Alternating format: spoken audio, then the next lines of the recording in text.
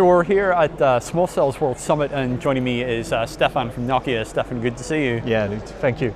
So every year at these events, we hear a lot about how small cells are they're on the cusp of mainstream success, and it doesn't quite pan out to be true. Why should 2015, 2016 be any different for the small cell market? Well, we're the same. I mean, for a couple of years, we've been effectively, being quite frustrated seeing, how the operator were thinking small cell, but really studying the concept. Nowadays, we're seeing things have shifted quite a lot. I mean, in the last few years, we've seen a lot of RFQ coming our way about small cell, and we're now at the verge of starting to see some large number of deployments. We're seeing really outdoor hotspot being a focus in many of the Asian markets or the most advanced LT markets, and there is a specific focus now on indoor public locations where we're starting to also see a lot of activities. So in our view, 2015, 2016 is really the year where small cell will start to pick up, and we're seeing a lot of good activities in the field that seems to show that. We have some very large customers really thinking small cell, whether we're talking special events, whether we're talking conference locations or hotels or places like that, shopping mall and an airport. And maybe one thing that's important as well is a lot of the operators that deploy now LT outdoor are also thinking how I bring that experience indoor locations. There's a lot of thinking around how to best and most cost efficiently bring LT in indoor location, sometime upgrading like DAS networks, for example. You've mentioned Asia. Europe isn't quite there yet in terms of small cell deployment, but where do you see these sorts of deployments across the continent? Well, there are a couple of operators very active in the small cells.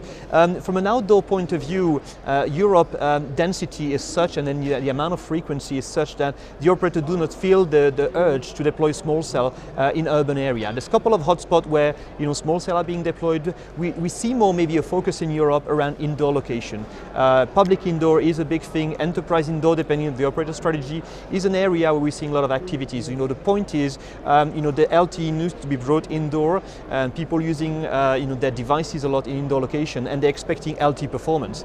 And when you look at the indoor location, DAS system has been the majority for extremely large deployment. Those need to be upgraded, but the operator are also looking for solutions for the medium size or large size building as well that was not accessible because of DAS cost. Now with small cell, they have the tools to effectively go in those locations and bring very high performance LTE. So that's probably where we see more activity in European location and European operators.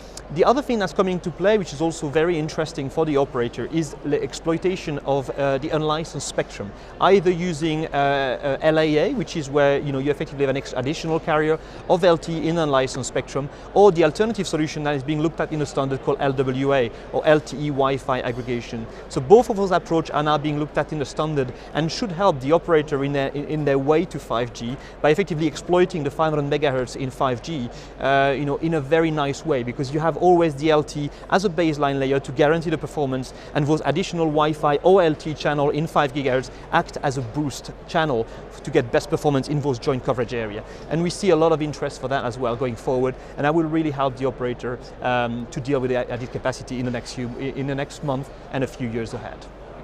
And we're hearing a lot of chatter about 5G here and at any conference you go to nowadays. How do small cells fit within 5G? What are you doing? Well, when you take a look at 5G, there's really a couple of areas, but the first area of 5G is really be around those kind of very local networks that really use the concept of small cell, of crowds of small cell and a high density of small cell that coordinates themselves. Some stuff. Thank you very much. Yeah, thanks a lot for your time. Thank you.